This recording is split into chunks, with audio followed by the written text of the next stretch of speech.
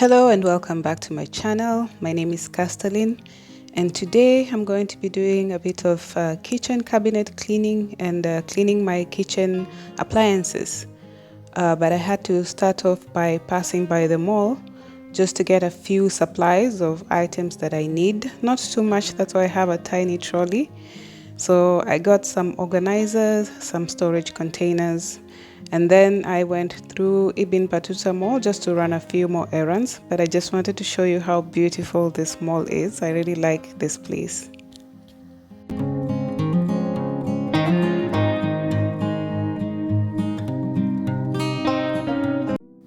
First of all, this is what I'm working with in terms of a tea and coffee station.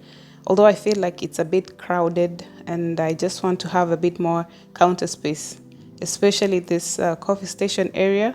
Everything is a bit squeezed and there are a lot more items that I would love to have on this place. So let's clear that out first.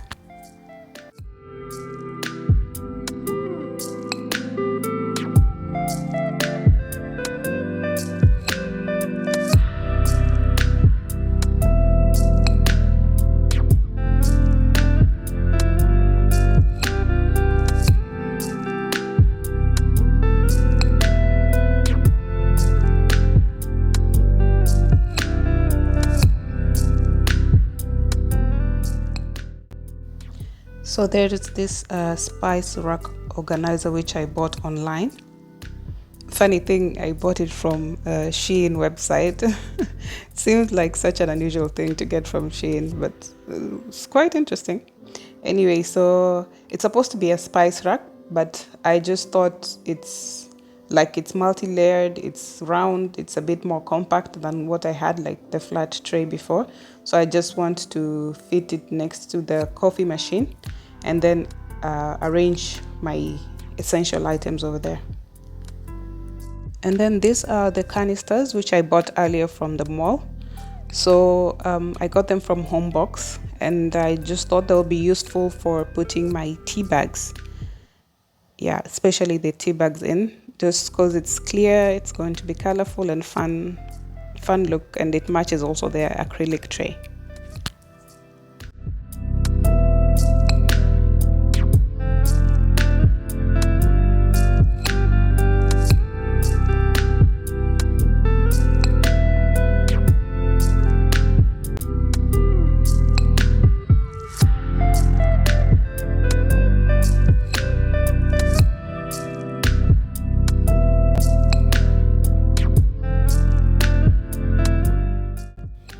So I wasn't quite sure about how I will arrange the tray, but after putting in the rest of the items, I realized it would look better with the tea bags on the top and then the other items in the bottom side. And since it rotates, it's just easier to access everything from all sides.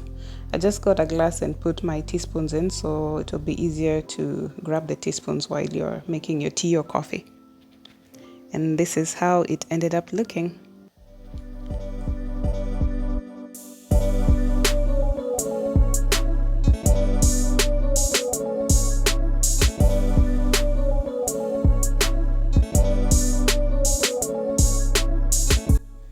And for a little bit of decor, I just added this espresso wall decor. I don't know what to call it. Looks like a bottle top. I just added it to the corner. And that's it for my coffee station.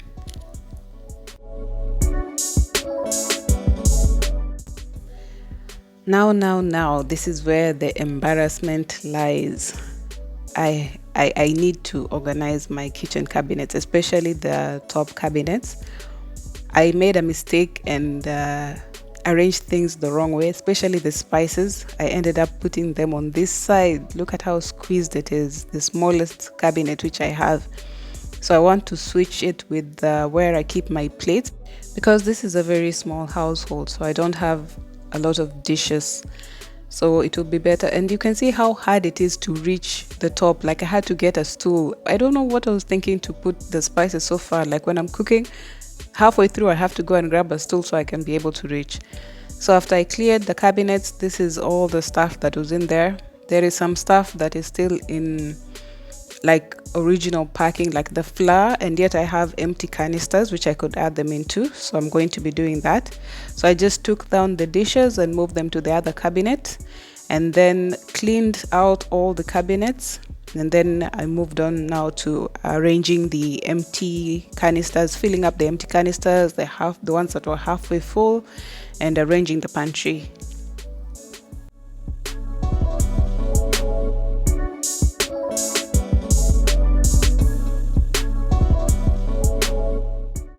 Now, let me put a disclaimer. So, when I talk about empty canisters, the items that I'm going to be putting in the empty canisters are like items that come in flimsy packets, like flour packets or rice packets. But if there's anything that is coming in a sturdy plastic container, I'm going to be using it as it is. This is not an aesthetically pleasing kitchen. Like, I don't have single canisters with labeled spices, and I'm going to be refilling. Seems like such a lot of work to me. Like, if for example the salt comes in a salt shaker or it comes in a sturdy plastic salt container, I'm going to keep it in that container. It's just that some items come like in very hard to arrange containers. Like, for example, rice, it comes in a bag, so once you open the bag, it's like plops over or falls to one side and stuff like that. So that's why you can see all my spices are still in the original containers. So I just got a few space savers just to separate the spices, but this is what we ended up with after arranging all the spices and oils and stuff like that.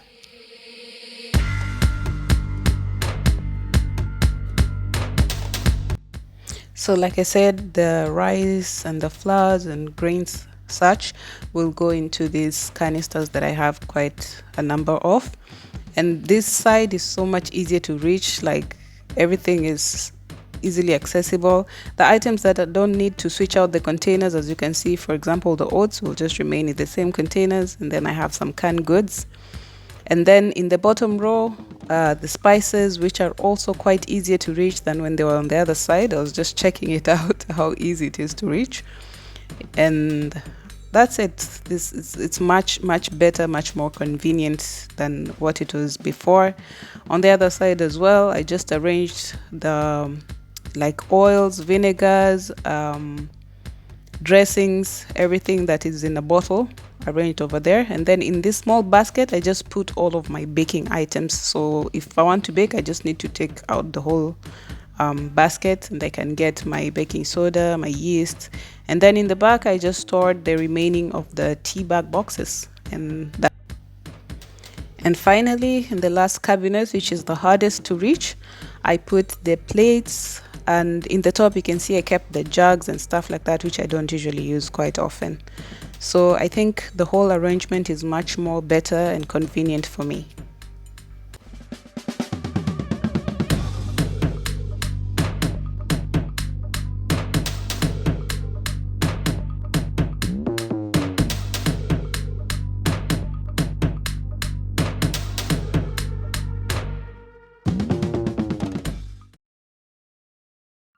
Hello again. So it's another day of working on this kitchen, and today I just want to check out this hack about baking soda and vinegar. Every time I search for anything online about cleaning kitchen appliances, it's always baking soda and vinegar, baking soda and vinegar. So I just wanted to see what it do. In my previous video, I used the baking soda to clean the sofa, and it worked wonders. Also here it's good for cleaning drains, cleaning sinks and stuff like that. I have my Fairy, this is for the dishes, dishwashing liquid. I have a degreaser from Smack. I have my vinegar, and the lady of the day, I have the pure baking soda. And then just a few supporting characters. That is my microfiber kitchen towels. I have a scrubber and of course some gloves. I'm going to be cleaning all of my kitchen appliances. And when I say appliances, I'm also referring to this washing machine that lives right here in the kitchen. So I'm also going to be working on the coffee machine, the kettle, the slow cooker, air fryer, microwave, and my oven. So for the coffee machine, it's pretty simple, just to remove empty canisters and clean the drip tray. And then I'm going to be running the descaling mode on the coffee machine, although I'm not using the descaling liquid because I recently did the descaling, but I just want to freshen it up. So I'm going to be running a hot water through the whole machine.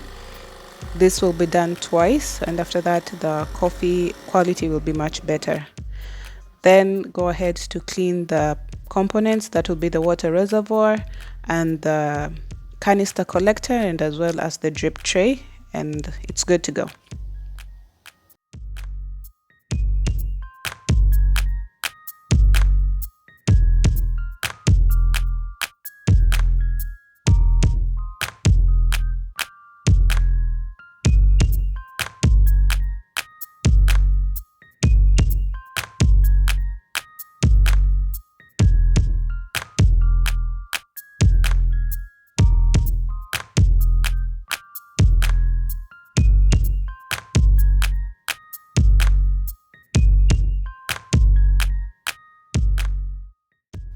So I just gave the whole machine a quick wipe down after washing everything, and then I assembled it back together, and it's good as new, ready to make a delicious cup of espresso.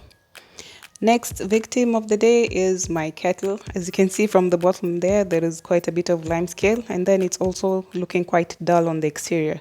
So for the kettle, just 2 cups of water and vinegar. Let it boil, let it sit for about 20 minutes. Empty, and for the exterior I'm scrubbing it with the baking soda and vinegar as well, just to give it that shiny clean look. So I rinse it out thoroughly, and after rinsing you can see already it looks so much better than before. On the inside all the lime scale is gone. I can practically see my reflection now. Now I'm going to be working on the cooker. That's 1 part water, 1 part vinegar, and that will be to clean the burner covers because they're quite old and rusted. So I just dip them into this mixture to get rid of the rust. As you can see, it's already started fizzing. Then I remove the rest of the components of the oven. Now for the oven itself, we're going to be using a mixture of water and baking soda to make a paste, and this paste is going to coat the entire inside of the oven, so spread it out evenly, after which you spray it with vinegar and water mixed in a spray bottle. You can, like when you're doing it, you'll hear it immediately start to fizz, and this also helps with the grease and the grime removal process. I did the same for the oven tray as well, just the paste and then spread it down with the vinegar. After I did this, I let it sit for about an hour. Then I went on to scrub and wipe everything down with the clean microfiber cloth, and the oven was looking as good as new. Same procedure applies to the oven tray as well as the stovetop, because I did the same process.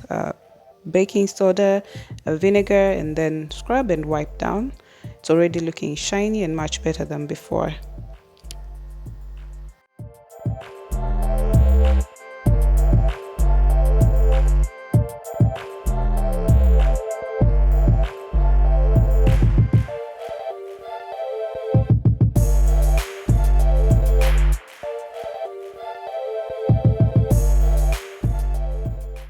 For the washing machine, you're going to be running 2 cycles.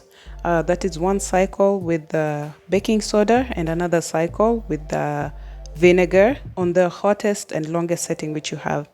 So I just cleaned the detergent tray as well as the rubber seal around the door, and then I run the 2 cycles and the washing machine was done. Now for the air fryer, I didn't use much of the baking soda and vinegar mix. I just used the degreaser to just loosen up some of the grease that was in there. And then I went with the normal dishwashing soap and washed all the components, rinsed them out, and that was it for the air fryer. It was quite easy because it hadn't accumulated a lot of grime in it. Then I wiped down the exterior as usual. Fortunately for the slow cooker, I lost the footage of me washing the inside part, but here I'm just wiping down the edges where usually a lot of moisture collects. Can see the insert is quite nice and shiny, and then I just put back the rubber seal and covered it up. I'm just wiping my fingerprints because it looks so nice and clean. As well as the microwave footage, Lord knows what happened, but this is me washing the microwave plate and the microwave cover.